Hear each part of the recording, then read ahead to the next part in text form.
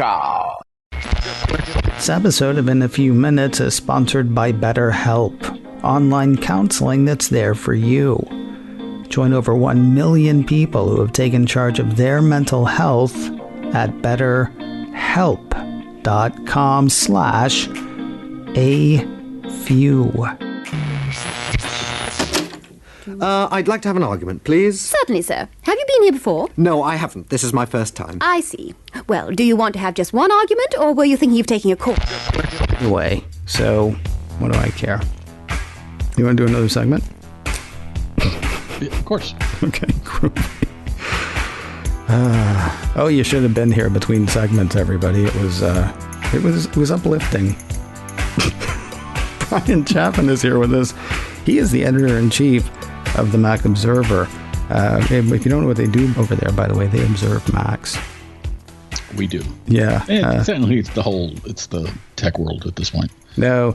Did you guys, back in the day, did you get complaints about the fact that it's called the Mac Observer? Why are you writing about the iPod? Oh, yeah. Or why are you writing about Microsoft? Or why are you writing about Google? Or why are you writing about anything that wasn't fun.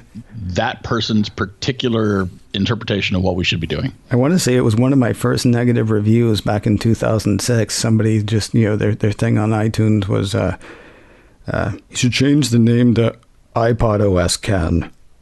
It's like, okay. It's a crap name, but I'll try it.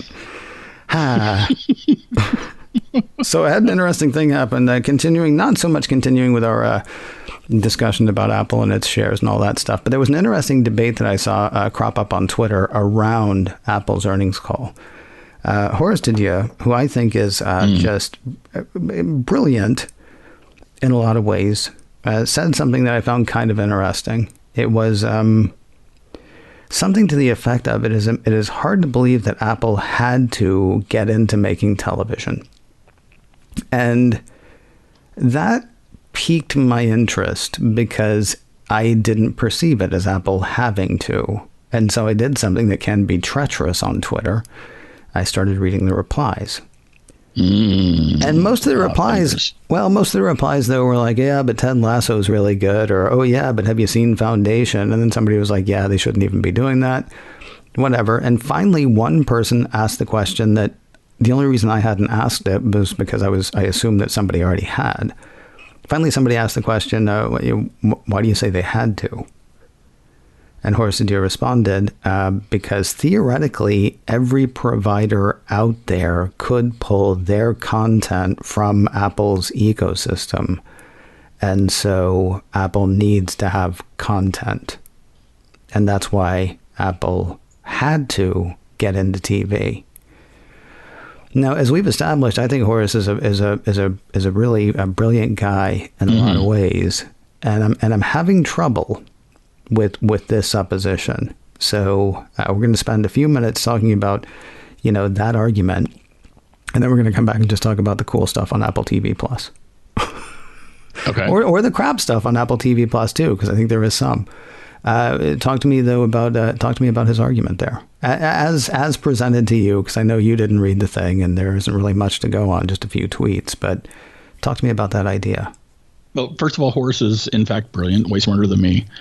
I think though that this is sort of like trying to describe the sinking of the Titanic by discussing only or describing only the weather conditions.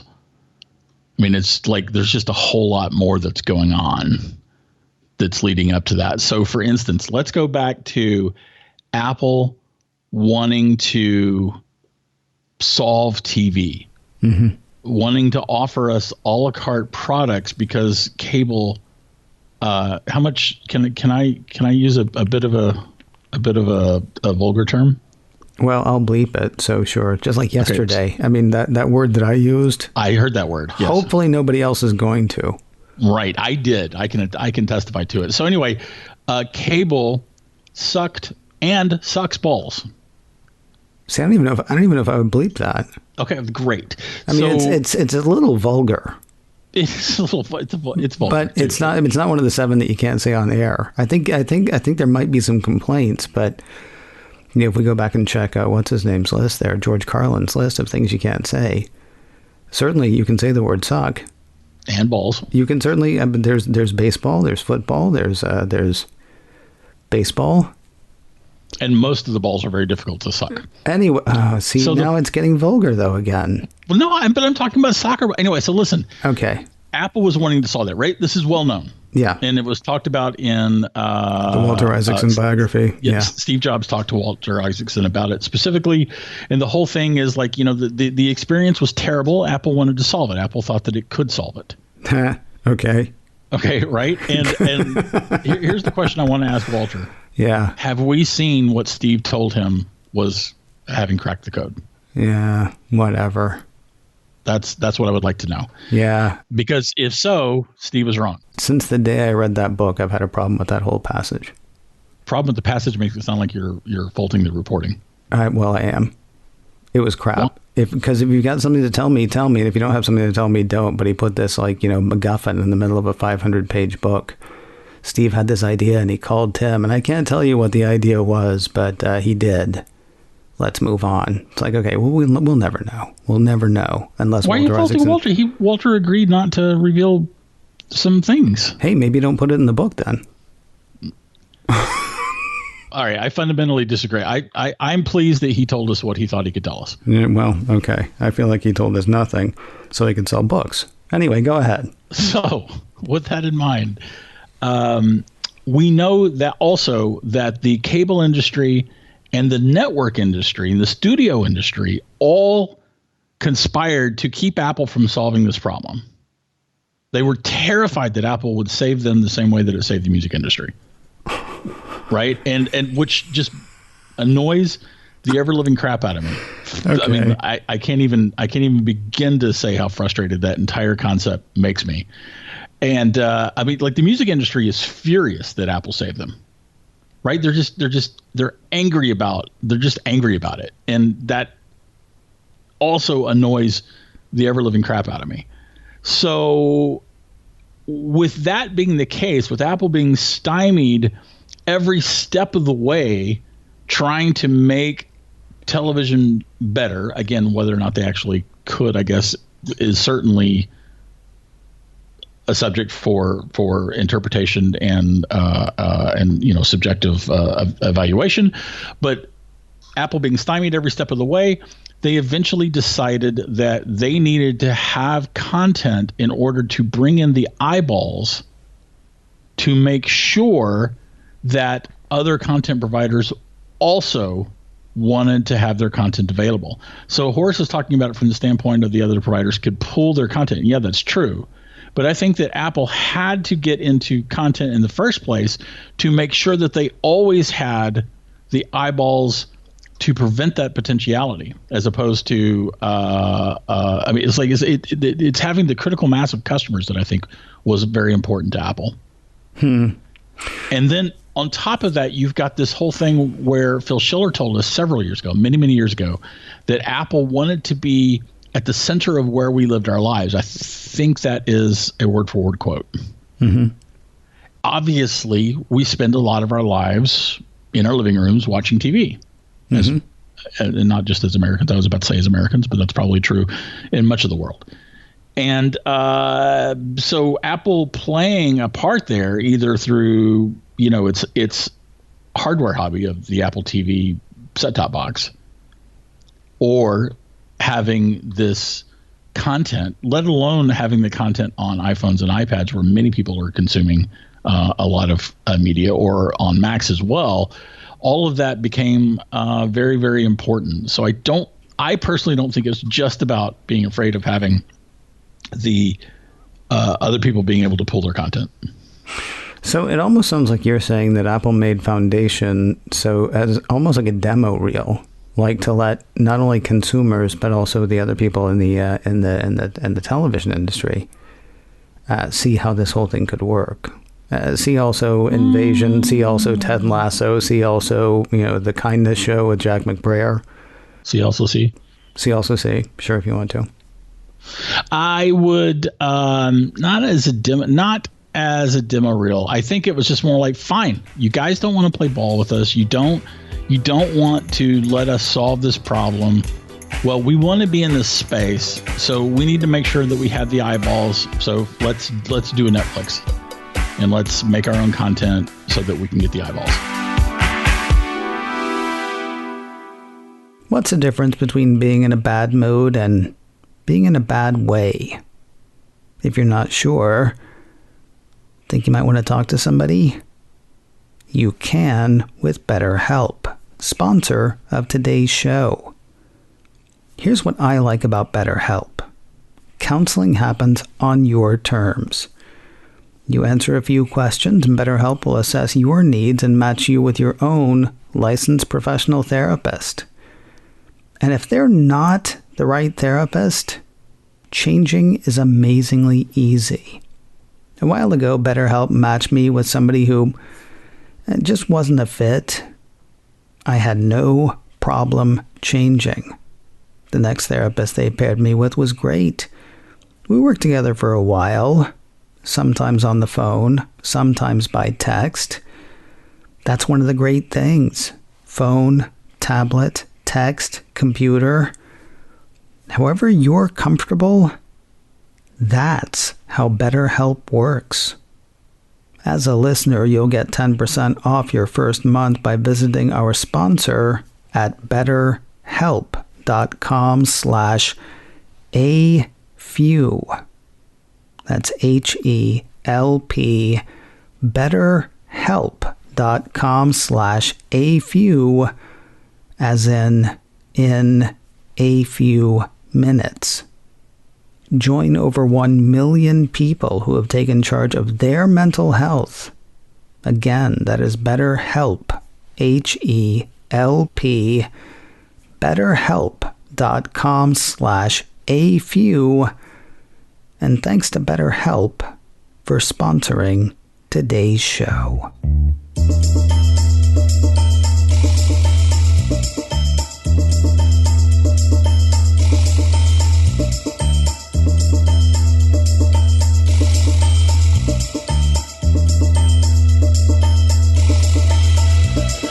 Continuing our conversation now with Bryan Chaffin, editor-in-chief of the Mac Observer.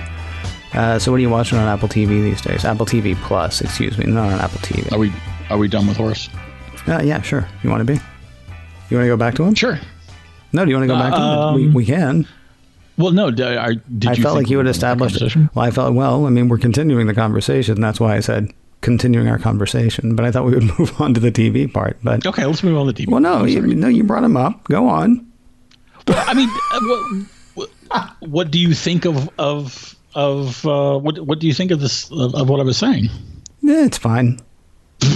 No, I mean, here's the thing. When I said the thing about demo reel, I didn't mean demo reel. What I meant was sort of like, so I got a new television recently, and one of the things that you can put the TV on is stored demo mode. And we haven't done that because, I'm afraid now it's just going to be, the same picture of a ravine, like, scrolling over and over again, like when you go to Target. Or maybe somebody from Target's going to start yelling at me, through my TV, talking about why I need to buy the TV that I've already bought, but I accidentally put on the stored demo.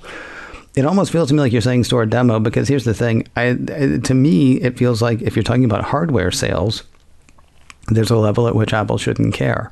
Phil Schiller says we want to be in the middle of where, people are, right? I can't help thinking that people want to be where Apple is, in a way. I remember when the iPhone, whatever, which one was the first one that had 4G? That doesn't matter. Whichever, maybe. No. I think it was before that, but maybe, whichever.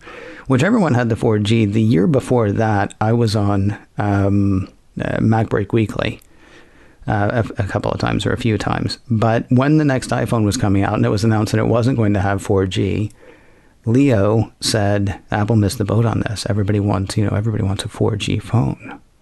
And I said, no, everybody wants an iPhone. There are some people who want a 4G phone, and there are going to be plenty of choices for them. Not nobody, but there aren't going to be appreciable numbers who aren't going to buy it because it doesn't have 4G. They want the next iPhone, and when the next iPhone has 4G, they'll go ahead and they'll be happy that they have 4G, but what they really want is the next iPhone. I feel like people sort of flock to some stuff. I'm going to go ahead. I feel like some people flock to stuff where Apple is. And I don't think if everybody was sitting down, I don't think they had to make content. I don't know why they made content, but I don't think they had to make content, because I don't think HBO is actually going to keep itself off of this hardware, because the hardware is what people want. You might be able to argue that they actually lost the living room because so many smart TVs have so many different apps. A lot of people won't buy an Apple TV. Also because they're more expensive. They'll buy a Roku stick, or they'll buy an Amazon Fire Stick, or, something else they can stick in their TV. I don't know that Apple had to do the content thing. At the same time, I don't begrudge them for doing the content thing, because they got more money than Croesus. And if they want to spend some of it, telling stories, either that they think will make them money, or that they think will change the world, or that they think will act as the demo mode for why you want to put your television programming on their platform, that's fine. But I don't think Apple loses because they don't make trying. And so that would be my answer to what he said. Well, I think that, again, you need to back up, because when you said that the people were saying everybody wants the phone with 4G, and you said everybody wants an iPhone, I would say that people want a phone with 4G that works. Apple knew that 4G wasn't working yet. As okay, fine. Apple has often done. You're being pedantic at this point. Yes, No, I'm not. Apple, I think you are, though, because that's people. A huge point. Well, maybe I was taking that as read. I apologize. I think it's the same thing. The first iPhone came out without 3G, even though 3G was a lot of places. 3G wasn't everywhere yet, so Apple came out with an Edge phone instead of a 3G phone. And then, when 3G was established, they went ahead and did it. Same thing with 4G. Same thing with 5G. Some people literally didn't buy them because they couldn't get 5G as soon as possible, or some people literally didn't buy them because they couldn't get 4G as soon as possible. But overwhelmingly, what people wanted more than the next connectivity standard was the next iPhone. Are we saying the same thing? No. I believe, I agree with you that people do, in fact, want the next iPhone. Mm-hmm. I think that, though, that is separate from the fact that Apple does not has a history of waiting until technologies actually work before they embrace them.